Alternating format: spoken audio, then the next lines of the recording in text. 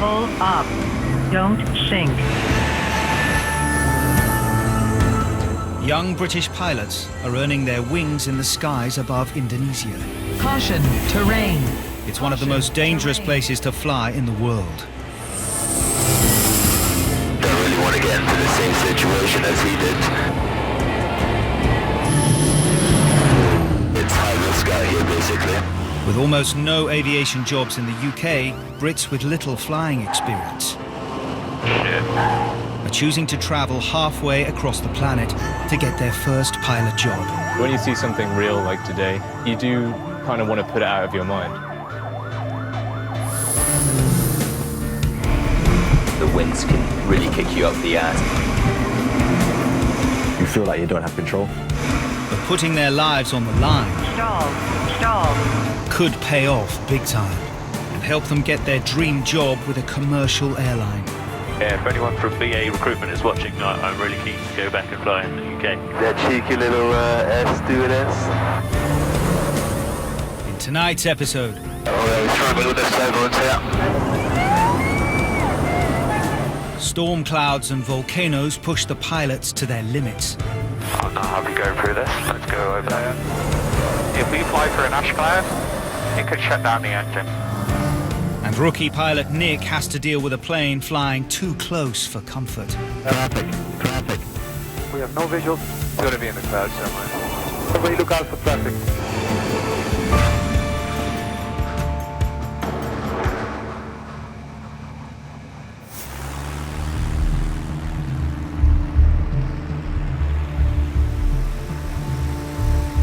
Young British pilots joining the Indonesian airline SusiAir find themselves facing up to the biggest challenges that exist in aviation.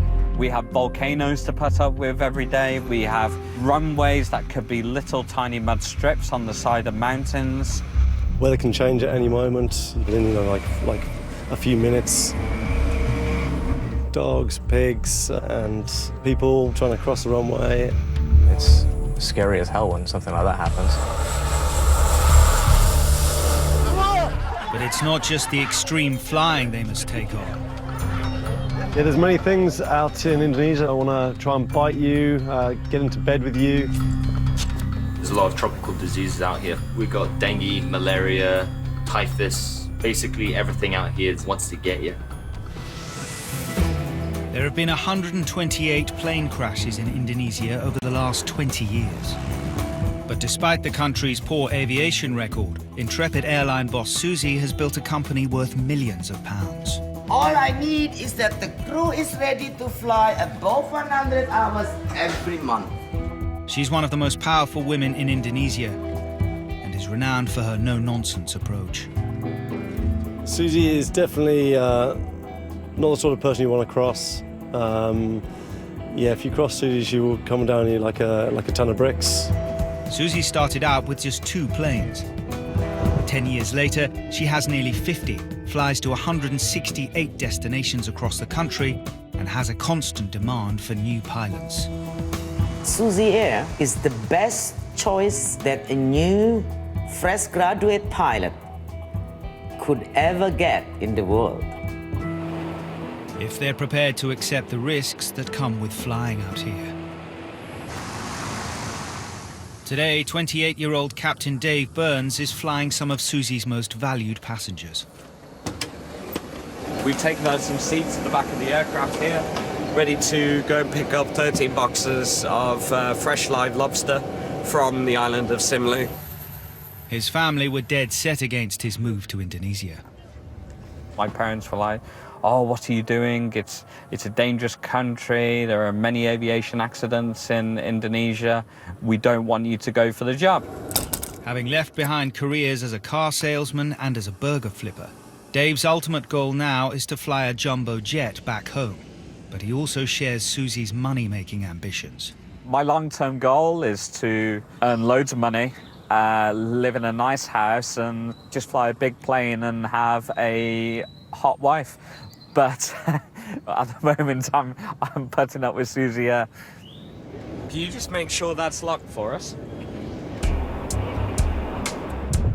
Flying from Medan on the northern island of Sumatra, Dave will be picking up the lobsters 300 miles to the west from the island of Simelu. But a build-up of heavy clouds at the destination is preventing him from taking off. They're not allowed to land unless they can see the airstrip from 5 kilometers away. We've got the battle with the weather to see whether our aircraft is going to successfully land once we get to Simelu visually. Dave knows only too well how badly things can go wrong for pilots in Indonesia. My time in SusiAir, we've been through 3 accidents, and I've lost friends being killed in plane crashes. Number one, the aircraft was overweight and they were flying towards a high mountain range, and the aircraft just couldn't climb over that mountain range. Accident number 2, one of the local tribal guys was walking across the runway. He was apparently deaf and couldn't hear the plane coming. Number 3, my good friend died in that accident. When the aircraft had a fuel problem, he was only 100 meters away from safely landing on the road. It's a realization about life and that how you're not invincible and how anything can happen. The lobsters are a huge moneymaker for Susi, but have to be delivered fresh. So despite the threat of poor visibility, the airplane dispatcher is under pressure for them to be collected as soon as possible. He's come out personally. So there's going to be an issue. Hi, Danny. I want you must landing in Simelu, because it's impossible this lobster flight with you, okay? If you're not landing, problem with me. Okay, I want to speak to Charles before we make that decision. Okay, ya. Okay.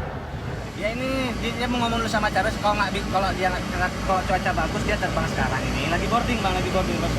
If I don't land and I don't get the lobsters, then the lobsters aren't going to be fresh, and this is the pressure that we have. The captain has responsibility for making the final call on whether it's safe to take off. Yo, dude.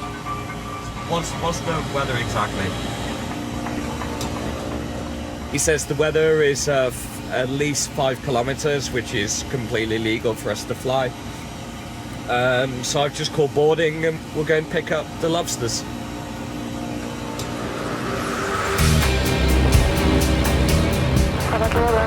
India Air 135, contact director 1. That's again. Once in the air, Dave has to navigate another major hazard pilots often experience flying from Medan: bird strike. If you could keep out the birds for me. If a bird ends up going through the engine, then we could have an engine failure and be preparing for emergency landing.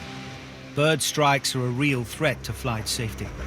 A forced emergency landing in the jungle-covered terrain would almost certainly lead to casualties, if not deaths. Without the advanced technology you would find on a jumbo jet, it's down to the pilots to visually navigate their way through any hazards. It's very tricky, very, very tricky. It takes a lot of skill. When you compare it to the airliners back at home, there's a lot more hands-on flying. And also, unlike the big jet airliners, they get no support from air traffic control on landing. Because these airports have no instrumentation to help us land, so it's literally our feet, our hands, and our own eyes.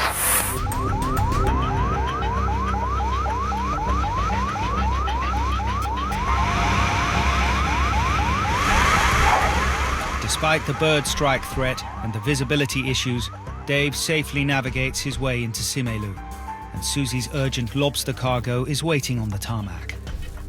So we've arrived to pick up our little passengers. Keeps on growling at me. 1 kilo these lobsters is £27, and today we're carrying 280 kilos back to Medan, ready to go onto the dinner plates around Asia. So we better make sure they have a safe flight back to Medan. Airspeed is live. 60 knots. But there's a problem. Dave's weather radar is warning him of storm clouds gathering off the coast of Sumatra, moving towards his intended path. Only a few weeks ago, a similar small plane crashed in Indonesia, killing all 4 people on board after a lightning strike broke off the plane's wing. We have all these build-ups and storms started building right the way along the coast. So we need to make sure we stay away from these storms at a safe distance. What makes matters worse is the storms blowing in from the east, forcing Dave to navigate too close for comfort to one of Indonesia's active volcanoes.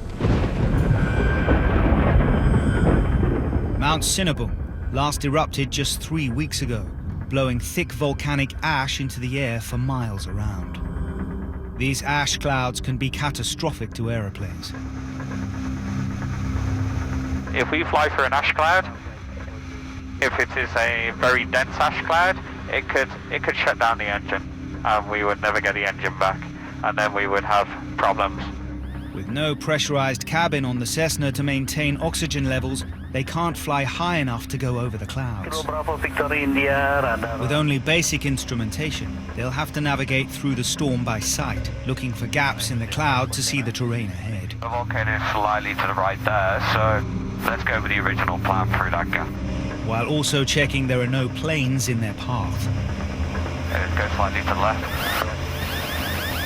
Let's go through that gap there. Okay, yeah, to the right, please. Yeah, let's head through that. I'm not happy going through this. Let's go over there. I know, gap there. Let's go through this. Having made it past the volcano, Dave now finds the storm closing in as he approaches the airport. Can you go slightly to the left towards both? Still no sight to the runway.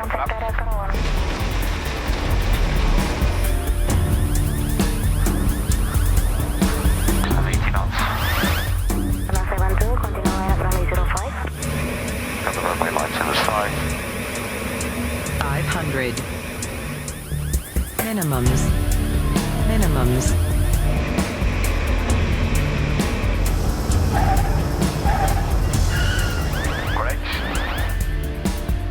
Thanks to some skillful maneuvering and nerves of steel, the plane and its cargo reach their destination. We got back safely. The problem is the heat builds up in the afternoon. It builds and builds and builds and just turns into thunderstorms across Sumatra. The area Sumatra between the Indian Ocean and the Malacca Strait is just one big heat machine that just generates the worst storms in Indonesia. All of the pilots at SusiAir have to come to terms with the risks that come with their job every time they get into a plane. It's a challenging experience flying for SusiAir because we have to deal with all kinds of dangers every single day.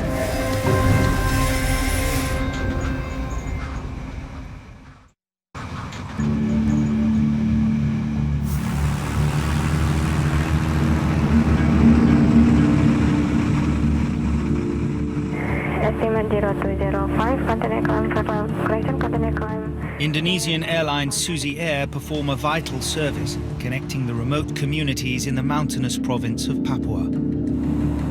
But the flying here is some of the most testing and dangerous in the world. Only SusiAir's most experienced pilots are allowed to tackle these deadly skies. Thunderstorms could potentially pull the airplane apart. Doesn't matter how good you think you are. Wind will get you, something will get you. 34-year-old Matt Dearden's former career in IT could not be further from his experiences in Papua. Back in UK, it was all looking rosy, you know. It was pretty well paid, a couple of cars, a flat in Bristol. It was on paper looking pretty sweet, but yeah, I just wasn't happy with it. It was mundane, and I figured this is maybe not what I want to do for the rest of my life. At the age of 30 and with minimal flying experience, Matt took a huge gamble and left behind the stable life he had built in the UK. They gave me 10 days notice, so it was a 10-day blitz to try and get everything sorted out, pack my life into a suitcase and head out to Indonesia.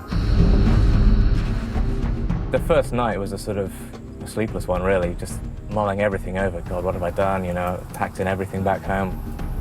This is just going to be a massive mistake, and I'm going to have to borrow some money for a flight back home. Matt's delivering rice and cooking materials from his base in Timika to the remote village of Tuput, 3,000 meters up in the mountains. For most of the tribal peoples of Papua, contact with the outside world was only made in the 1950s, and the majority of them still live very traditional lives. Many of the locals here, a lot of them haven't even been in an aeroplane. I mean, some of them just sit on the floor, they sit on each other. So, you know, you get them in a seat, and then you show them how to use a seat belt, how to open it again.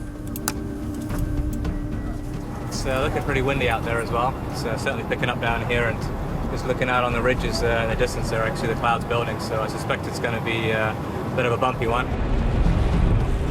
The high terrain surrounding Tuput is notorious for causing turbulence, and strong winds on the final approach can make landings treacherous. And calling in Victor uniforms ready for departure 30. Victor uniform is for take. The tribal people are not frequent flyers, and mountain captains don't have the luxury of a stewardess or even a co-pilot if any of them are thrown into panic by the experience of being 10,000 feet off the ground. Passengers are mixed. Some of them just think it's fun and they're sort of whooping and hollering and kind of thinking it's like a roller coaster. Some of them, it's a little bit scary for them. The weather on the journey is soon bad enough to worry Matt, let alone his nervous passengers. As you can see already, there's a lot of cumulus clouds building up. We don't want to be flying in those things. I want to give those ones a wide berth, certainly in a small airplane like this. Cumulus clouds can build into thunderstorms, which can be incredibly dangerous to small planes like these single-engine porters. Certainly, it's happened before. Wings will come off, that sort of thing. That's the way it goes out here. Papua takes no prisoners. We'll see how it goes. Fingers crossed it's not too bad. As he nears his destination, Matt finds himself being thrown around.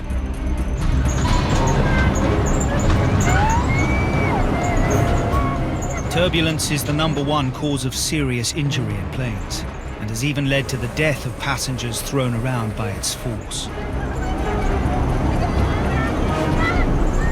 We're really struggling with this turbulence here. Oh, yeah, she's looking pretty green. She's looking a little nervous. I think she's probably saying a little prayer or something. Having got through the turbulence, Matt now has to worry about landing safely. You can see we've got a hell of a crosswind actually.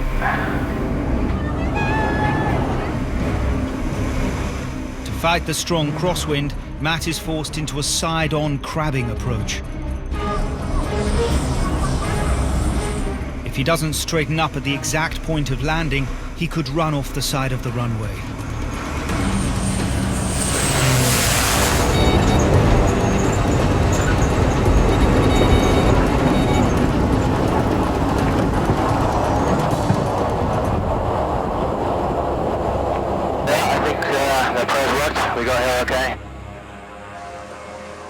Matt's steady hand gets the terrified passengers safely onto the ground. Running with happiness. I guess that was a little bit scary for us, but they should just be happy to be on the ground, really.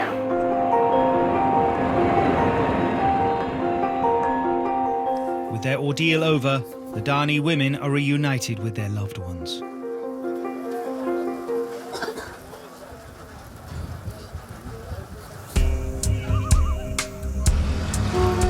Decisions on hiring and firing ultimately lie with no-nonsense airline boss Susi. That's your problem. Maybe people are always nervous to see me. Many of my pilot things, I don't know. Sometimes I'm joking, I'm not going to bite you, so come closer. And she's just summoned Captain Dave Burns for a meeting at the company HQ. I received a message saying that Susi wanted to see me for an interview for a management position in Medan. Although you don't really know what these interviews are about. Whether I'm in trouble, whether I've done something wrong, whether I'm being praised, whether I'm being promoted. You never know in this company. Are you nervous? Yeah, I am quite nervous. The previous time Dave was summoned to see Susi, he was suspended from duty. I was temporarily fired for a couple of weeks. It was really something you could describe as a cultural difference between the Western world and Indonesia. Being a Brit abroad, Dave managed to make such a huge cultural gaffe that Susi immediately hauled him to Jakarta for a telling off he'd never forget. Susi is quite tough to deal with. I'm gonna find you another $50,000. You've got to stay on the good side of her. She's very, very vocal about what she wants. You cannot deliver your service. He needs to impress his boss because a bad reference could damage his chances of his dream job with a UK airline. Dave is a special character, so we had some bit bad experience with him. Hire or fire? Who knows? As with all of Susi's business affairs, the interview will be held in strict privacy. My hands are all sweaty now. I told him once, I say, watch your behave so you don't screw up your future. We see from the interview what he will do to convince me that the position is for him. Dave will have to wait until the end of the week to hear her decision. SusiAir HQ is also where the new recruits receive their training. 26-year-old former professional poker player Nick Holmes has gambled his life in the UK for the chance to train as a pilot with SusiAir. Failure isn't an option. There's no other job waiting for me back at home or anywhere else. So far, Nick has struggled on his test flights. A bit too much? Yeah. Oh shit. So a bit fast. Pitch up, pitch up. Pitch up. Oh, no, not demonstrate that again. If this doesn't work, then I've no idea what I could do. Today, it's Judgment Day. After just 6 weeks of training, Nick's taking his final test flight, which will determine whether or not he'll get the job. Ready for takeoff. The flight assessments that we do are very important. If a pilot does badly during flight training and he cannot land the airplane comfortably and nicely, he will not go on and be a line pilot.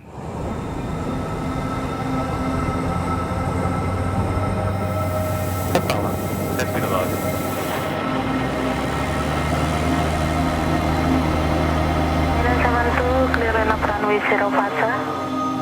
To pass the test flight, Nick must show alertness of all potential dangers. Traffic. Negative traffic. The warning signals another plane is close enough to threaten a mid-air collision. With no radar to guide them, they must find the danger with their own eyes before it is too late. We have no visual. Traffic. Everybody look out for traffic. It's got to be in the cloud somewhere. There he is. Exit.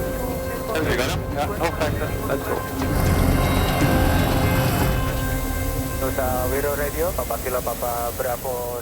To complete the test, Nick will have to conquer something he struggled with throughout training: landing the plane.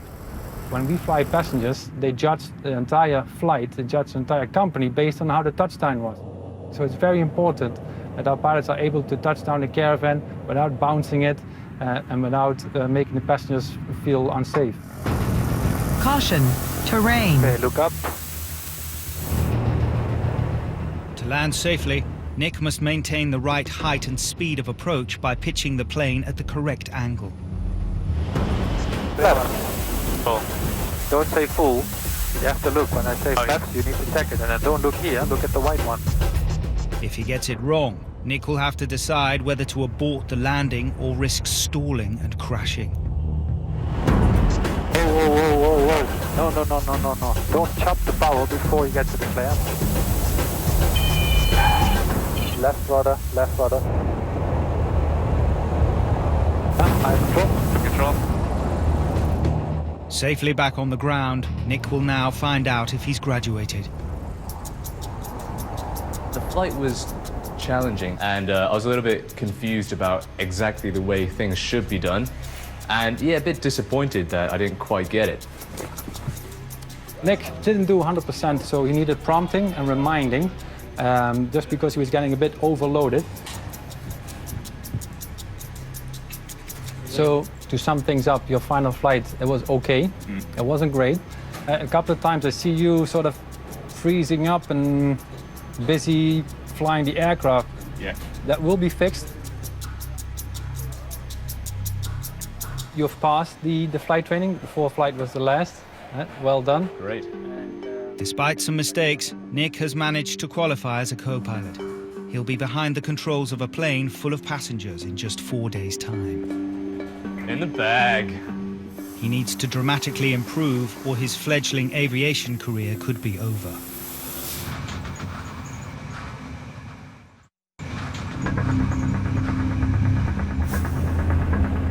Computer programmer Matt Dearden jacked in his job 4 years ago to become a mountain pilot in one of the most remote regions of the world. Once he started flying out here, his priorities shifted dramatically. I came out to Indonesia with aspirations, as most pilots do, to get some hours up and then head back to Europe and go flying for one of the airlines there. But, you know, within a few months of being out here, I thought, this is way more interesting than like being back in Europe. Why would I want to go back and do that, you know, when I can have this adventure lifestyle out here? His job delivering supplies to cut-off communities provides him with an opportunity to see a way of life few people get the chance to experience. This is the last frontier. Here I am in the absolute wilderness. You know, you've got naked guys walking around with penis sheaths and spears and bows and arrows, and it was like, hell yeah, I want a piece of this action. Today, he's delivering supplies to Tuput, the village of around 50 Dani people survives on hunting and highland farming. So these irregular supply drops are an important supplement. Just kind of helping the people develop out here, it's hugely satisfying being able to do that. So mungkin minggu depan ada penerbangan lagi. Sekarang terkau. Semuanya charter sekarang. So the guy's asking me when we're going to come back again.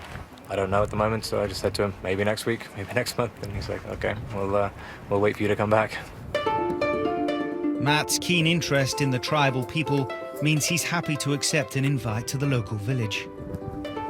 For his job, Matt has learnt Bahasa, the national language, but there are 300 languages spoken amongst the tribes of Papua. Yeah, that's pretty cool.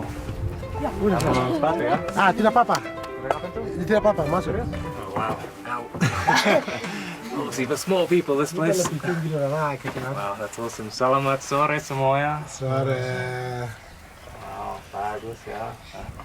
Very primitive life. It's, you know, they got the fire here. They got a little bit of vegetables hanging up over there, and that's about it, eh? No Sky TV here. So masak di atas apa? Ya, ini biasa taruh belanga pakai ini. Ini taruh belanga baru masak. Masak apa? Masak ubi, sayur, nasi. This is the first time I've actually gone in one of these little huts. You know, I fly over them all the time. So, yeah, this is awesome to actually to come and meet some of the people and actually check out how they live. It's amazing. Ya, tidak pernah bule, tidak pernah masuk. Wow. Okay. Yeah, he's just saying that I'm actually the first white person who's actually ever come into their village and into one of their little huts here. So, yeah, that's a pretty cool privilege.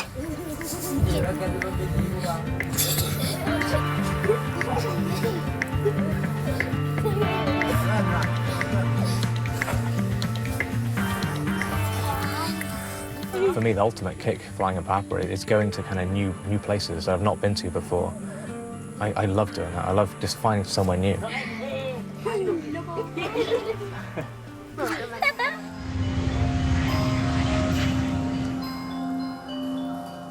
Having finally graduated from the SusiAir flight school in Java, 26-year-old Nick is about to start his first posting in Medan on the island of Sumatra. I have no idea where I'm going. I figured I'd just walk around, see if I can see people who might be from SusiAir. No thanks.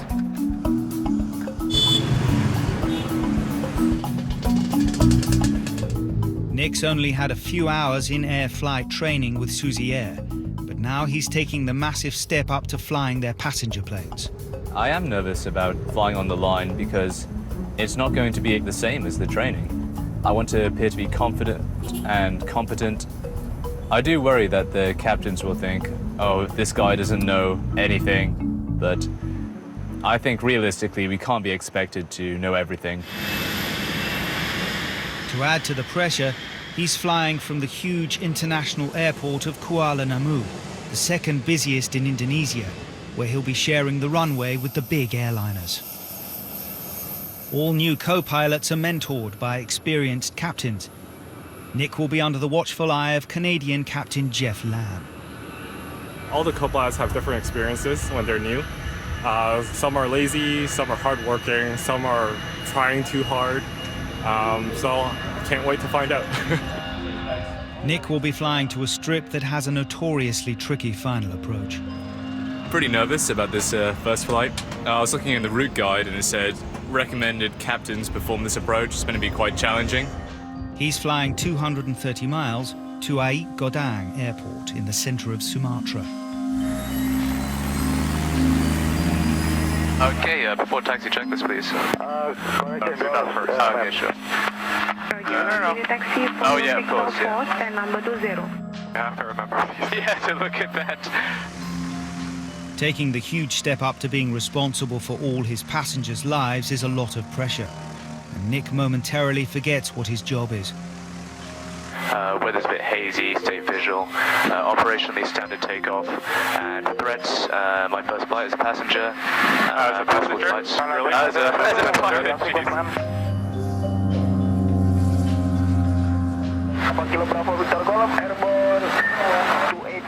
Fortunately for Nick, his maiden passenger flight is blessed with the calmest weather Indonesia can offer. But there are other things to worry about. The airstrip is surrounded by mountains, so Nick will have to make a steep descent before banking sharply into the final approach to the runway. Stay visual, look outside. The runway is over there. Roger. Look outside. You're flying in a lot of terrain. You have to keep your eyes outside. Absolutely.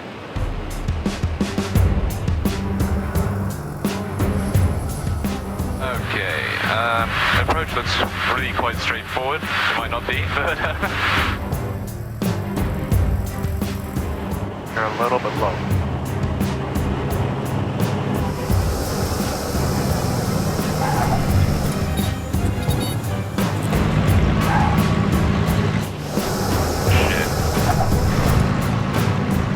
No reverse. Oh, no reverse. I think it's full reverse.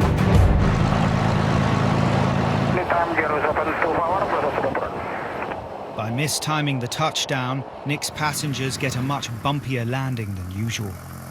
The heart rate started to climb up just a tad, yeah, just a little bit. It was probably one of the, not the best landings I've had, even in experiences in Africa.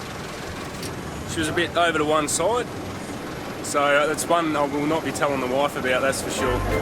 Oh, my landing was terrible. Yeah, it was kind of a baptism of fire, you could say. But yeah, we walked away from it. Could have been worse. Above all else, Nick did manage to deliver his passengers in one piece. But in Timika, Papua, mountain pilot Matt's cargo is far more likely to cause a problem if there is a bumpy landing. Pilots in Papua often find themselves delivering essential yet highly flammable fuel supplies. Fuel drums, these are full of diesel. They count as a dangerous good. So we have to actually have an extra bit of paperwork for this one. To help Indonesia's most remote communities become less isolated, some roads have been built between them. But the roads are useless if there isn't fuel to power the vehicles. You want to be absolutely sure the cap is all on there secure. You get a bit of fuel leaking out, and that's not a pleasant thing at all. You want to have the windows all open and even go on the oxygen if you need to. You know, fumes in the cabin, really, really not good. Passing out from the fumes is not the only concern. Because of the air pressure changes, what happens is they slowly expand, and as they expand, you get the drum will sort of make a hell of a bang. The first time you fly with them is very unnerving.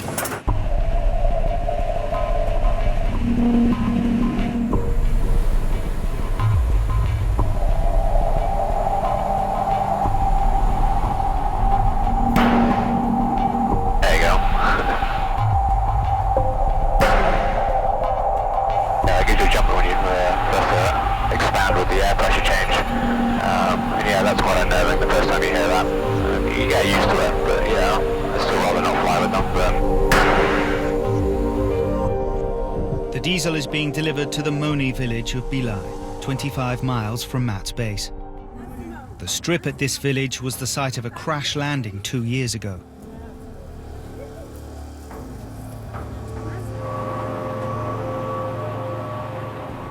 Matt does a fly pass to check the landing strip is cleared to avoid making the same mistake, especially loaded with barrels of diesel. Right, there's a lot of people on the runway here in Bilai. I can actually see them walking down the airstrip. We'll just come in a little bit and let them know we're here. Oh, bloody hundreds of them. People on the airstrip is not something you want at all. They're heading a person with an aircraft, potentially obviously it'll kill the person, but potentially cause the aircraft to lose control as well.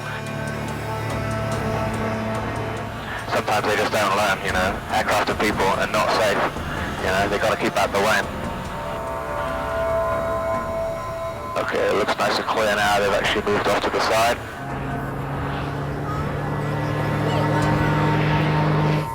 Just land past those guys.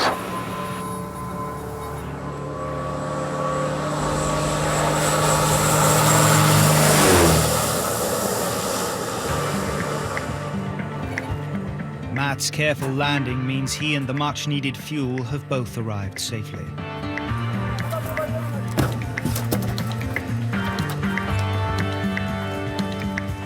Yeah, health and safety would love this. With the diesel unloaded, Matt takes the opportunity to investigate an all-too-real reminder of what happens when things go wrong. This plane may be worth millions of pounds, but it was a write-off when it crash-landed here and it was left to rot on the strip. This is what's left of the fuselage of this aircraft. There's no instruments left, no seats. Most of the panels are missing, the engine's gone. All the wheels, undercarriage, it's all gone. You know, on top of this would have been a sort of an upper section, which I think I caught an eye of over there somewhere. I think they're using it for something else. Given the village's lack of resources, it didn't take long for the crashed plane to be put to good use. This is the top of the fuselage here. Painted a rather fetching green by the looks of it. Little hut for his scooter there. Oh wow, yeah. So these are the wings of the aircraft. Obviously now the walls of this little hut. You're never going to use them as an aircraft wing again, so yeah, might as well be the wall of a house. So 1 minute this thing's flying the skies of Papua, you know, delivering whatever it needs to. Next minute it's the garage for someone's moped. Funny old world.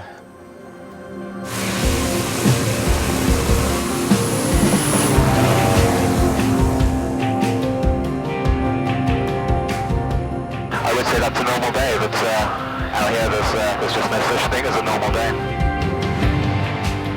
Matt's had 4 years to adjust from working in IT to flying in Indonesia, and the experience has completely changed the way he sees himself.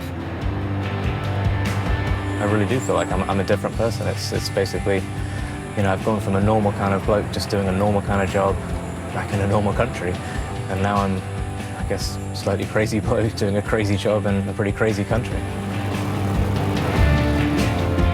And mountain pilot Matt couldn't be happier with the change. His search for the perfect job is over. Papua is just the last frontier. It's the ultimate adventure, really. I don't want to fly 737 for Ryanair or an Airbus for EasyJet or whatever. This is proper flying. This is the real deal. This is what I actually want to do with my life.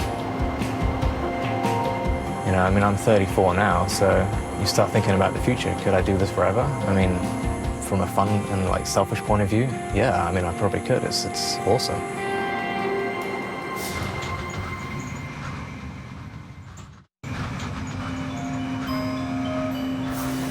Kilo Bravo Victor India, info wind 040 degrees 07 knots, KLS 10. Still at the very beginning of his career, rookie co-pilot Nick has so far only made one rather bumpy passenger flight with SusiAir.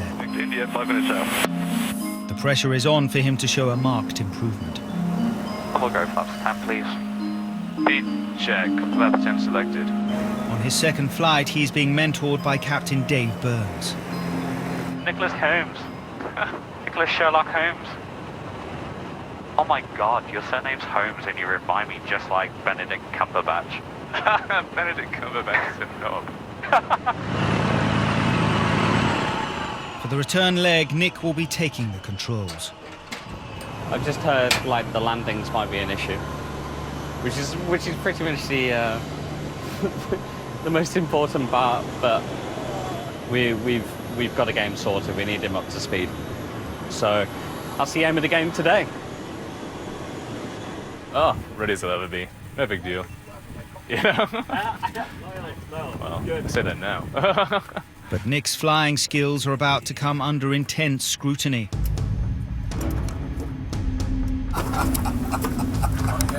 You saw my umbrella?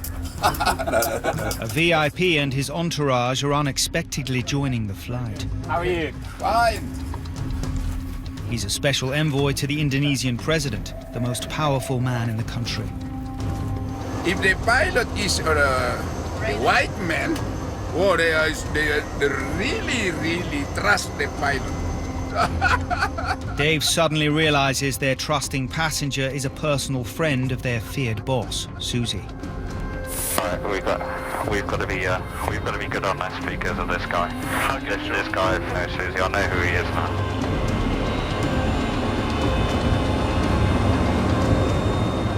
Dave doesn't want to do anything to upset boss Susi, so he'll be keeping a very close eye on Nick. He's added pressure onto Nick. He's got to make it as comfortable as possible because otherwise this guy will tell Susie and he'll get fired. Oh, no pressure or anything? No pressure or anything.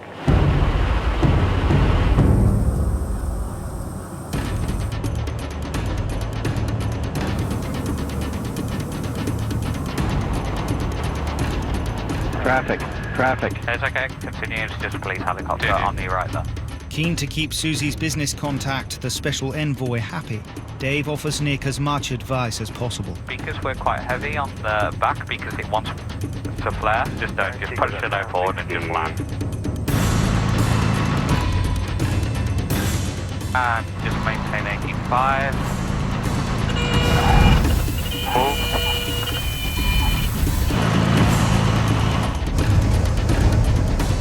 Bravo Victor India, rally 37, ticket for Echo. He's happy with it? That's good. A little bit up and down.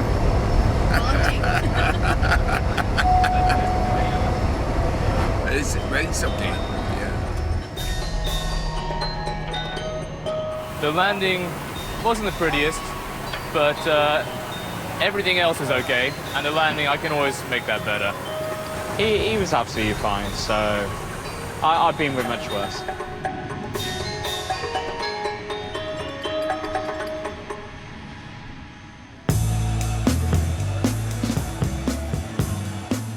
Having finished the week's flying without any serious incidents, the SusiAir team can afford to let off some steam. Dave has been waiting patiently to hear news about the job he went for as a base manager.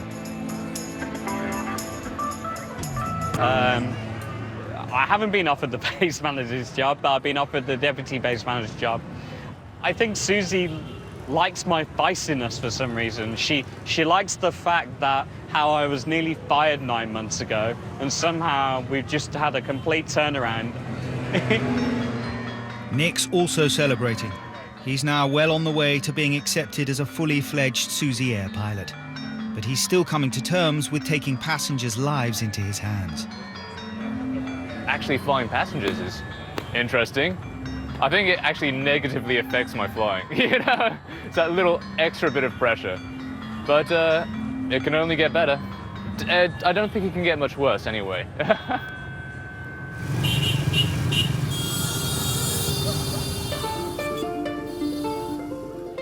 After getting the thumbs up from boss Susie, Dave is settling into his new job as deputy base manager.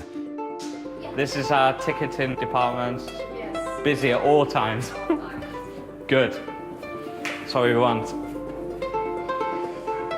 I think I base my management style on Richard Branson. He's very relaxed. He has lots of different ideas, but most importantly, he's a go-getter. And I hear he's a very good communicator. Have we made much money today? That means no. He's hoping that his new position will take him a step closer to moving back to Britain for his dream job as a jet pilot. I fire CVs to companies that operate big jet aircraft.